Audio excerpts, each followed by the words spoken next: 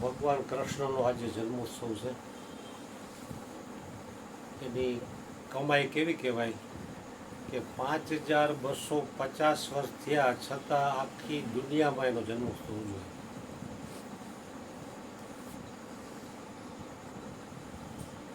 તો એને ગુરુની ભક્તિ કેવી કરી ત્યારે એને જગતગુરુનું બિરુદ આપવામાં આવ્યું એના ગુરુ દુર્વાસા દ્વારા.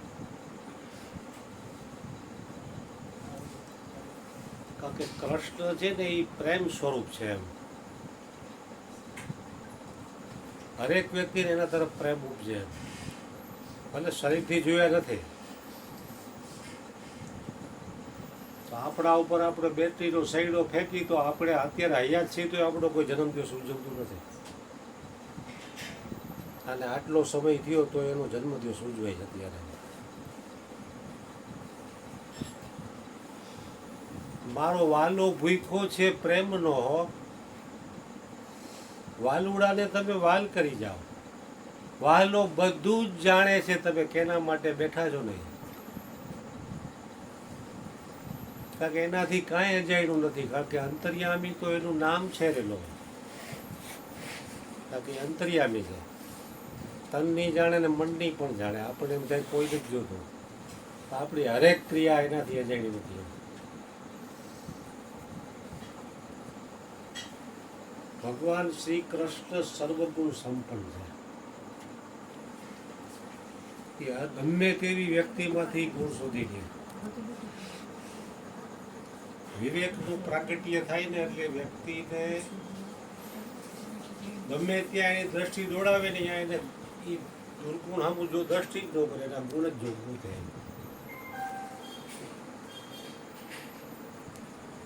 આપણને પણ ગુરુ દ્વારા સત્સંગથી વિવેક પ્રાપ્ત થયો છે. તો આપણે હરેક લોકો વિચારી લેવું કે આપણને ગુણ દેખાય છે કે દોષ દેખાય છે. શ્રી કૃષ્ણને એકવાર કહેવામાં આવ્યું કે 5 મૂર્ખાઓ ભેગા તમને સ્વર્ગમાં મોકલવામાં આવે અને એક બ્રહ્મજ્ઞાની ભેગા તમને નર્કમાં મોકલવામાં આવે. તો તમે બેમાંથી કેની સાથે જવાનું પસંદ કરશો? 5 મૂર્ખાઓ ભેગું સ્વર્ગમાં જવાનું અને એક બ્રહ્મજ્ઞાની દ્વારા નર્કમાં. તમે બેમાંથી કયું પસંદ કરશો? તો ભગવાન શ્રી કૃષ્ણ કી એક બ્રહ્મજ્ઞાની દ્વારા બ્રહ્મજ્ઞાની ભેગો હું નર્કમાં જવા તૈયાર છું, પણ 5 મૂર્ખાઓ ભેગો હું સ્વર્ગમાં જવા તૈયાર નથી.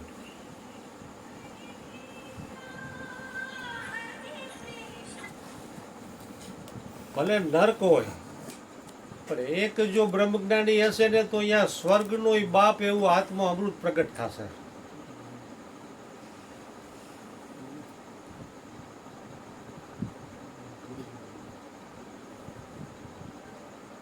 કારણ કે અમથો એનું આખું બ્રહ્માંડ એનો જન્મદિવસ ઉજવતું નથી.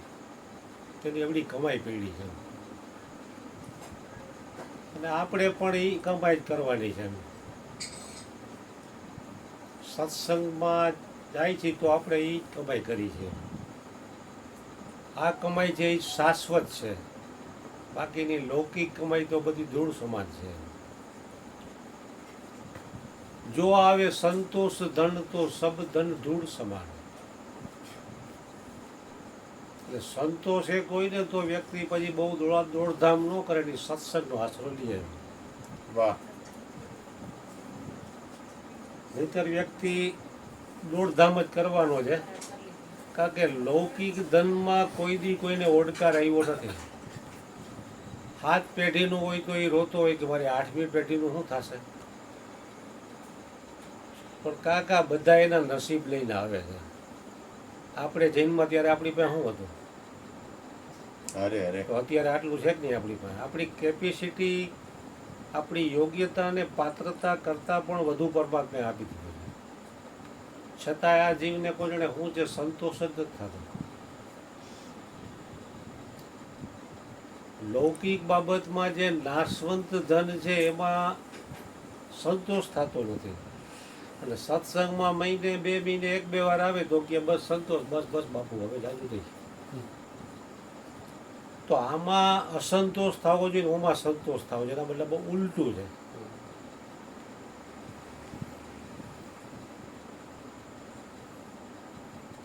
કારણ કે શ્રી કૃષ્ણએ ગુરુની ભક્તિ એવી કરેલી છે. કૃષ્ણ રૂક્ષ્મણી રથે જૂતાણા માહી બેઠા ગુરુ દુર્વાસા, મન તું દ્રઢ કરી લેને વિશ્વાસા, તો તારી પૂર્ણ હોય સબ આશા, સદગુરુ હે હાચા હે હાચા. તો શ્રી કૃષ્ણએ જે કષ્ટી ભોગવી છે, અને આપણા ગુરુ અર્જુન બાપાએ પણ જે કષ્ટી ભોગવી છે, એના હજારમાં લાખમાં કે કરોડના ભાગની પણ આપણે ઉપર કષ્ટી નથી પડી. આપણને મફત માલ મળી ગયો, મફત મળ્યો છે એટલે એની કદર નથી.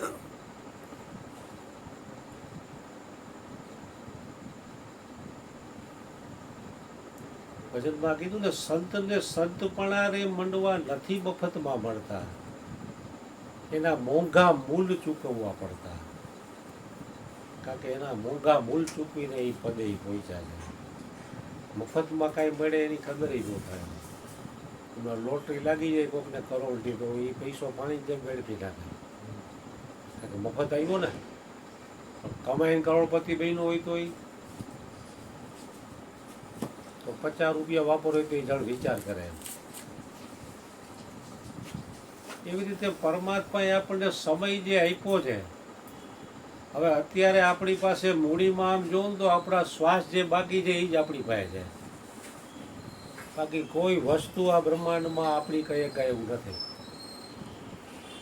શરીરની છે રાખ થાય અને ઘરના ફૂલ પધરાવા જાય. હાલીને આવ્યા નથી ને હાલીને જવાના નથી, તો હાલી શું નીકળ્યા છો બધા?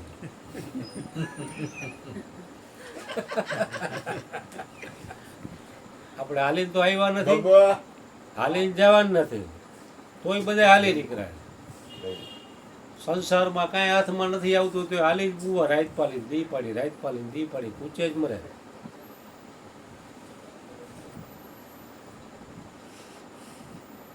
એટલે શ્રી કૃષ્ણની જે ગુરુ ભક્તિ છે એવી ભક્તિ આપણી નથી. આપણને ઉપદેશ ટાણે ગુરુએ નક્કી તો કરાયું, કૃષ્ણ તમે ખરા, તો આપણે આ પાડી. પણ એમ સ્વરૂપથી આપણે આ પાડી બરોબર છે. કૃષ્ણમાં જે ગુણ છે એ એક આપણામાં છે ગુણ. આપણે કોકને 50 રૂપિયા દેવા હોય તો વિચાર કરી, હાલો દારૂ નહીં પીતો હોય ને, જુગાર નહીં રમતો હોય ને, મચાડી નોટ દેવી હોય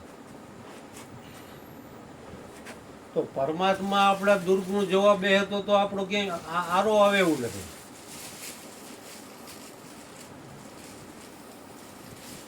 તેનું ભજન નથી કરતો, એનું પણ એ ખાધેલું અન્ન પચાવે છે, એને પણ સૂર્યનો પ્રકાશ આપે છે, એને પણ પવન મળે છે. બધી વસ્તુ એને પ્રાપ્ત થાય છે, ભજન નથી કરતો એને પણ. પરમાત્મા અને પરમાત્મા પ્રાપ્ત મહાપુરુષો કોઈ પણ વ્યક્તિની બ્લેક સાઇડ જોતા જ નથી. કારણ કે બ્લેક સાઇડ જોવાથી કલ્યાણ થઈ શકતું જ નથી. બ્લેક સાઇડ એટલે એના પાપ. કારણ કે ગમે એવા પાપ હોય ને તો એ પરમાત્માનું નામ છે ને એને બાળીને ભસ્મ કરી નાખે. જેવી રીતે જેસલે કેટલા પાપ કર્યા હતા, છતાં તોરણનો સંગ થયો તો એકય પાપ થઈ ગયું એનું. પલમાં એને પીર કરી દીધો.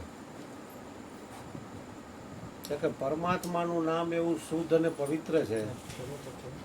કારણ કે પરમાત્માનું નામ પાવનથી પણ પાવન છે, મધુરથી પણ મધુર છે, અને મંગલથી પણ અધિક માંગલ્યકારી છે પરમાત્માનું નામ. ગમે એવા પાપ હોય તો એ ભસ્મીભૂત કરી દે. કારણ કે પરમાત્માના નામ સામે કોઈ પણ પાપ ટકી શકે એવું નથી. જેમ સૂર્યમાં કરોડો કિલોમીટર દૂર છે તો અહીં આટલો તાપ ફેંકે છે, તો અહીંયા જાય તો કોઈ વસ્તુ રહે, બળીને ભસ્મીભૂત થઈ જાય ને. બોલો સદગુરુ મહારાજની જય. તો સૂર્ય પાસે તમે જાઓ તો બધું બળીને ભસ્મીભૂત કરી નાખે તો સૂર્યમાં જેનું તેજ છે એની તાકાત કેવડી હોય? સૂર્યમાં જેનું તેજ છે તો એનામાં કેટલી તાકાત હશે?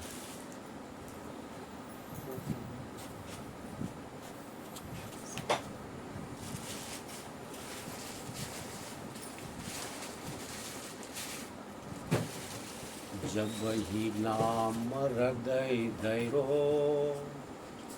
भयो पाप को नाश जैसे चिंदगी आग की पड़ी पुराने घास.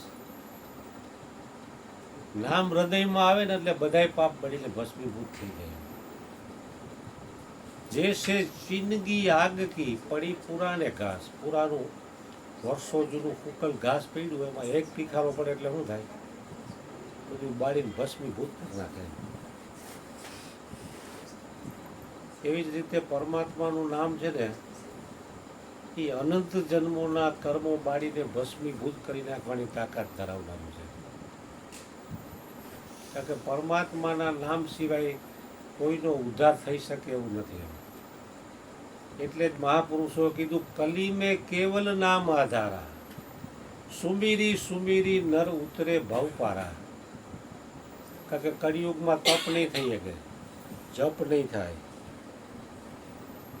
કે મગાવના ઋષિ મુનિઓ તપ કરતા ફળ ફૂલ ખાઈને કે હવા ઉપર રહીને એ અટાણે આપણે જ થઈ શકે એવું નથી. મારા જન્માષ્ટમી રહે તો રોજ જમતો એના કરતાં વધુ ફરાળ ખાઈ લેતો. પાછો એમ કે હું તો આજે આઠમ રહ્યો છું ને. એટલે કલી મેં કેવલ નામ આધારા. કારણ કે પરમાત્માનું નામ તમે પ્રેમથી લ્યો તો જ કલ્યાણ થાય એવું નથી. ક્રોધિત થઈને નામ લ્યો તો પણ કલ્યાણ થાય એવું છે. જેવી રીતે આગનો ભડકો એમાં હું પ્રેમથી હાથ નાખું તો જ દાજુ ને ખાર ખાઈ નાખું તો ન દાજુ. એ તો એનો સ્વભાવ છે દજાડવાનો. એ તો દજાડવાનો પ્રેમથી હાથ મૂકો કે ક્રોધિત થઈને મૂકો. तुलसी अपने राम को रिज भजो या खीज भूमि फेंके उगेंगे उल्टे सीधे बीज. અષાઢી બીજનો વરસાદ હોય ખેતર બેતર ખેડીને કમ્પ્લેટ રાખ્યું ખાતર નાખીને એમાં ઓલો ખેડૂત રહ્યો એ ઘરવાળા એને કાંઈ માથાકૂટ થઈ હોય, ખાર ખાઈ ગયો હોય અને વાવણી વાવવા ગયો હોય તો ખાર ખાઈને બીજ નાખે તો ન ઉગે? તો એ ઉગે. એટલે પરમાત્માનું નામ છે ને એ બધી બાજુથી કલ્યાણકારી છે. પ્રેમથી લ્યો તો એ કલ્યાણ થાય અને ખીજાઈને લ્યો તો એ કલ્યાણ કરે એમ છે પરમાત્મા. એટલે શાસ્ત્રોમાં કીધું કે નામ લિયા એને સબ લિયા સકલ શાસ્ત્ર કા વેદ બિલા નામે નરકે ગયા પડ પડ ચારે વેદ.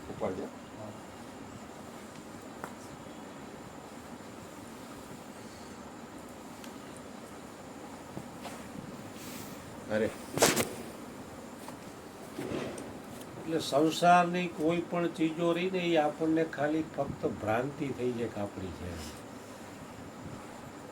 ઊંઘમાં કાં આપણને યાદ નથી રહેતી કે આટલા કિલો હોનું છે ને આટલા રૂપિયા છે ને આટલી ફેક્ટરી છે, આટલી જમીન છે. ઊંઘમાં તો કાંઈ યાદ નથી. ઊંઘમાં તાકાત એવી છે કે ફૂટપાથી ઉપર ભિખારી સૂતો હોય ને તો ઊંઘમાં એને ખબર નથી કે હું ભિખારી છું, હવે મારે ભીખ માંગવાની છે. અને પ્રાઇમ મિનિસ્ટર મોદી સૂતા હોય ને દિલ્હીમાં આલિશાન મહેલમાં તો એને ઊંઘમાં ખબર નથી કે હું પ્રાઇમ મિનિસ્ટર. સવાર જાગે ત્યારે ખબર પડે કે હું પ્રાઇમ મિનિસ્ટર છું. ત્યારે થાક ઉતરે બધાયનો. 24 કલાક જાગજો, શરીરની દશા શું થઈ. અરે કાલે કેવું થયું, કાલે મારી તબિયત બગડી ને ગુરુ કૃપાથી બોલું ભૂપેનભાઈ આમાં તો વાહ ગુરુભાઈ વાહ એમ કાંઈ કરે તો મને તો નીંદર આવી ગઈ. તબિયત બગડી 4-5 વાગે રાયડ મેં કીધું 108 બોલાવવી પડશે, એવી ખરાબ તબિયત. બબુ નંબરે કૃષ્ણ ઊભા થઈને તપેલું આપ્યું ને કૃષ્ણએ બધી સેવા કરી. પછી મને બાથરૂમ જવું હતું ને એ માંડ બધી. પછી ગુરુ કૃપા મેં હવે શું કરું, પછી જરાક વાર હરવે ખબર નહીં શું થયું. તો નીંદર આવી ગઈ. તો નીંદર આવી ગઈ ને તો ગોરધનભાઈ સત્સંગ હાલતો હતો. નિંદરમાં. આ ક્રિષ્ના સત્સંગ કરતો હતો. પછી સામે ઓલું જૂનું આપણે બાથરૂમ નતું જૂનું, જૂના મકાનમાં. હા એ, અને બા બેઠા હતા ને કેટલા સત્સંગી સામે સુધી. ભૂતકાળમાં રહી ગયા ને. તમારા હરેશભાઈ હતા, ઓલા જયંતિભાઈ મવાવાળા ને. મેં કીધું આ કેટલા જણા સત્સંગીઓ, અને આખું ઘર ભરેલું. મેં કીધું હા હા સત્સંગ બબો, સપનામાં સત્સંગો, કેવી મજા આવી ગઈ. મેં કીધું હા હા શાંતિ થઈ ગઈ, થાક ઉતરી ગયો. પછી હવે ખબર નહીં કુદરતી હું સેટ થયો ને, એટલે કૃષ્ણ ઊભો થઈ અને ગાડલું આ પાછી દીધું. મને કે તું સામે બેસી જા. હું કૃષ્ણને સામે બેઠો, કારણ કે પેલા હું સામે બેઠો. વર્ષો લગી એનું દેખાય. એટલે સત્સંગનું વાતાવરણ કેવું સરસ હો. કેટલા બધા સત્સંગી સંતો હતા. કૃષ્ણ દાંત કાઢતા હતા. હે દર્શન થયા, કેવા બધા સત્સંગીઓ.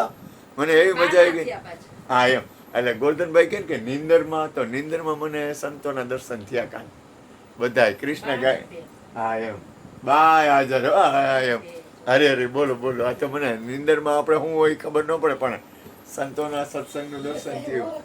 હા એમ, હરી હરી.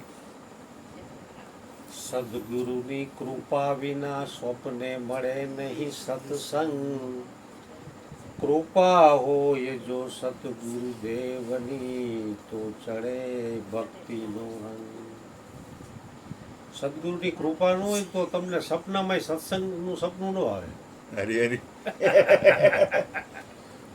અને સદગુરુની કૃપા હોવાના કારણે સપનામાં સત્સંગ દેખાણો. જૂનું મકાન ને બાળ ને બેનું નામ દર્શન થયા. હા. સારું કહેવાય ને, ભૂતકાળમાં આવી ગયા. બેનું આ મોલિકોર બેઠા હતા. બેનું ના ન દેખાય, પણ બા દેખાય. બા દાંત કાઢે, મોજમાં હતા બા. અને કૃષ્ણ દાંત કાઢતો હતો. મેં કીધું વાહ વાહ કીધું. અને બધા સંતો, સત્સંગી સંતો કેટલા બધા. મને મજા આવી ગઈ. મેં કીધું હાઈસ કીધું. ઘણા વર્ષો પહેલા સુરતમાં આસારામ બાપુની શિબિરમાં હું ગયેલો. કોઈ કેનું કાંઈ નક્કી નહીં સવારે કેટલા વાગે આવી. કંઈક 4 વાગ્યામાં આવી જાય, કંઈક 7 વાગે આવે. એકવાર હું 4 વાગ્યામાં જઈને બેઠો તો બે થાકી ગયો. બાપુ 7 વાગે આવ્યા. પેલો ધૂપ હાલતો હોય ને ઊંડા શ્વાસના ઓમના જાપ ને ગુરુ ગીતાના પાઠ, આશા રામાયણના પાઠ ને એવું હાલતું હોય. અને વાતાવરણ એકદમ શુદ્ધ ને પવિત્ર. અને તુલસીના પાન તોડી અને લાઈનમાં એકના નાખો મૂઠો આપી દે, બધા બે પાન ફટાફટ વેચી દેવાના. હું એક દી ગયો તો હારો 4 વાગ્યામાં બેઠો, બાપુ 7 વાગે આવ્યા. હોઈનું હવે કાલ 4 વાગે ઉઠવું નથી. 6:30 ઉઠીને 7:30 ગયો ત્યાં બાપુ આવી ગયા. હા, તો મારું આસન ને એ બધું આગળ પડ્યું. હું આગળ ગયો તો ઓલા સાધકો મને કે બે જાઓ, આગળ જાઉં. કે બીજા સત્સંગીઓને ડિસ્ટર્બ કરો ને તો તમે એના પાપના ભાગીદાર બનો છો. આ 84 લાખ જન્મોમાં ભટકતો જીવ મનુષ્ય અવતાર મળ્યો અને પોતાનું કલ્યાણ કરવા માટે સત્સંગમાં બેઠો છે. એને તમારો પગનું જરાક આમ ઠેબુ અડે તો એને વિક્ષેપ થાય. મને કે પાછળ જ્યાં જગ્યા ત્યાં બેસી જા. आसाराम बापू के ऐसे नकटे लोगों को सत्संग में आना ही नहीं चाहिए. ओए बापा. जो लोग सोने के लिए आते ऐसे नकटे लोगों का यहाँ कोई काम ही नहीं है. आना ही नहीं चाहिए. મારે આસન નહીં બધું આગળ પડ્યું હતું, હું પાછળ ધૂળમાં બેસી ગયો. પછી સત્સંગ હરખો જામ્યો તો બાપુ કે આ સત્સંગનું વાતાવરણ તમને કેવું લાગે? 5 મિનિટ લગી તો આખું વાતાવરણ બહુ લાખો માણસોનું, કોઈ કાંઈ બોલ્યું નહીં. એક ભાઈ હાથ ઊંચો કર્યો કે બાપુ સ્વર્ગ જેવું લાગે સત્સંગનું વાતાવરણ. બાપુ કે બરોબર છે. બાપુ કે આ સત્સંગ રહ્યો ને એ સ્વર્ગનો બાપ છે. સ્વર્ગમાં તો તારા પુણ્ય નષ્ટ થાય છે ને આમાં તારા પાપ નષ્ટ થાય છે. સત્સંગને તમે શું સમજો છો? કે સ્વર્ગનો બાપ છે સત્સંગ છે. હજારો વર્ષોની તપસ્યા કરતા 2 ક્ષણનો સદગુરુનો સત્સંગ તમારું કલ્યાણ કરવા વાળો, અનંત જન્મોના પાપ તાપ નષ્ટ કરવા વાળો છે. એટલે સત્સંગની મહિમા તો જેટલી વર્ણવી એટલી ઓછી છે. કારણ કે સત્સંગનો મહિમા, 2 મિનિટ બોલી. સત્સંગનો મહિમા હા એટલે કૃષ્ણ જન્મ 2 મિનિટની 1 મિનિટની જ વાત છે કે 2 આને મિનિટ. કહેવાય મહાસત્તા. બોલો સદગુરુ મહારાજ માઇક લાવો.